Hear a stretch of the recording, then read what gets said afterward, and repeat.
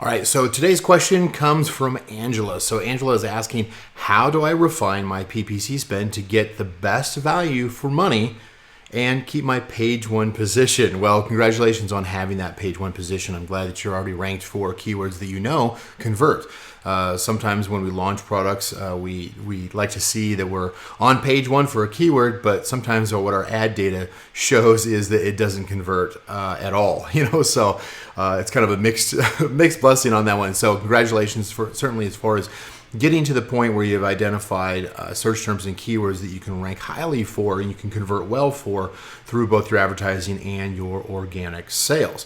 Now, when it comes to refining your advertising, this usually is what you're trying to do. If you're looking at specific keywords, especially those that have a page one ranking already that you know convert, you want to make sure that you are not falling off on that. Now, part of this is calculating how many units per day that you are converting on that specific keyword relative to how many units that your competitors are converting on a daily basis for that individual keyword.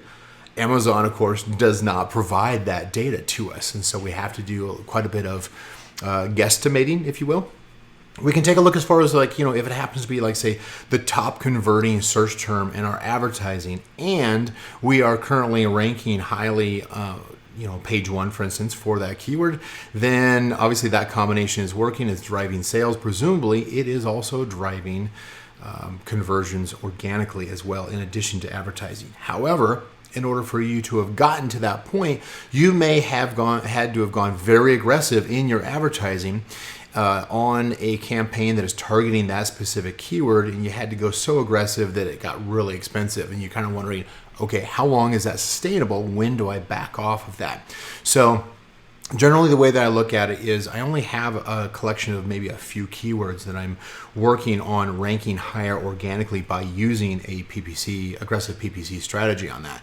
And usually what I'm looking to do is make sure that I'm focusing in on keywords that have a high enough conversion rate that it can actually, what we call, stick the landing on page one. What that means is that when you get to, say, page two, page one organically, that if you were to turn it off, then you're not simply just dropping right back down again. Your organic sales will continue to carry you.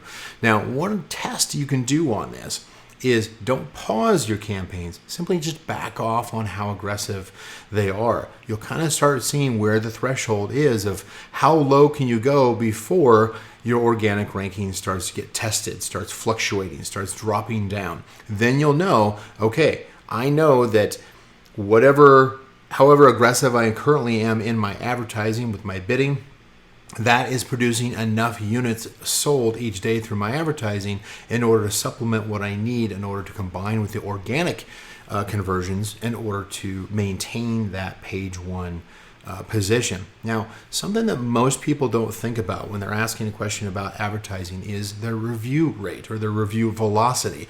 In other words, the number of reviews that they have coming in each month relative to the number of units or orders that they have on their product each month. That is your review velocity, and it's relative to the number of orders you have. And again, this is one of those things where you want to be able to compare that with what your competitors are doing. Now, some of the tools out there allow us to see that. I know one of the ones that I use for that typically is the Market Intelligence Chrome extension from Viral Launch. That allows me to see both the number of units that are selling each month as well as the review velocity for each of the page one products. That gives me an idea of whether or not my review velocity, in other words, am I requesting enough reviews, am I getting enough reviews for the orders that I'm selling, is in range of what the competitors are doing on page one. Amazon's not looking for you to be higher. They're looking for you to be in that acceptable range to not be an outlier. You'll get penalized if you're either below or above where the average range of that percentage review velocity is that's coming in each month is on page one. So double check to make sure that you're not forcing an expensive advertising campaign to compensate for something else that is not advertising, like the review velocity. And of course, that's going to beg the question, where do I get more reviews, or how do I maintain that? Well, certainly you want to know what that number is and whether or not you need to increase it. If you need to increase it and you don't currently ask for reviews, you can do that through your orders page, and that's just a request to review. There's a number of tools that can actually automate that for you, but start out just testing it to see, does it impact, does it allow you to stay higher with your organic ranking while you're backing off of your advertising.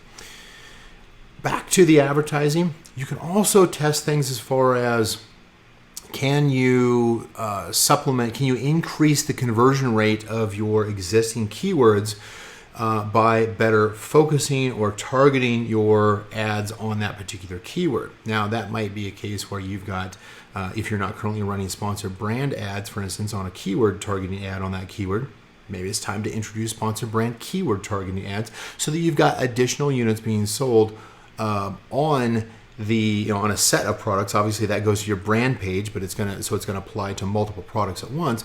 But again, it's gonna be on a keyword basis that it actually is getting the conversion.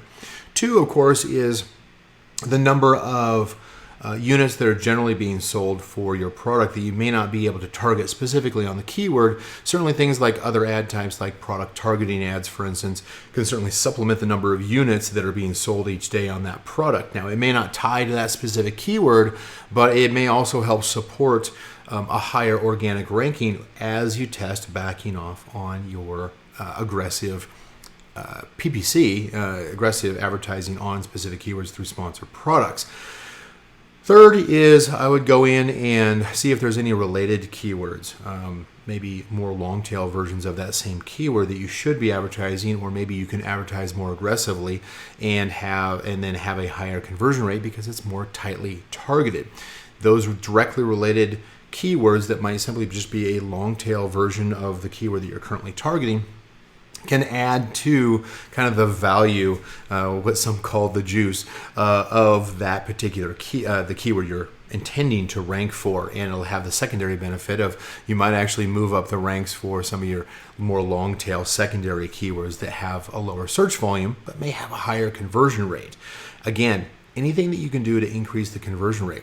Certainly test things like, can I increase top of search placement, for instance? If that is, in fact, if you look at your campaigns and you see where your placement, your top of search, for instance, is getting a higher conversion rate, maybe be more aggressive. Test being more aggressive with your conversion rate. With top of search, for instance, if it is product detail that's getting the higher conversion rate, obviously be more aggressive with your product detail.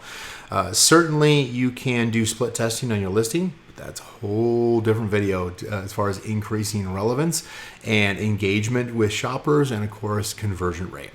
So hopefully that helps. One of the things I would also last recommend there, of course, is that if you've got access to brand analytics, take a look at that keyword, see if it shows up in the top 1,000,000 or so terms that show up for brand analytics, and see what some of those, the average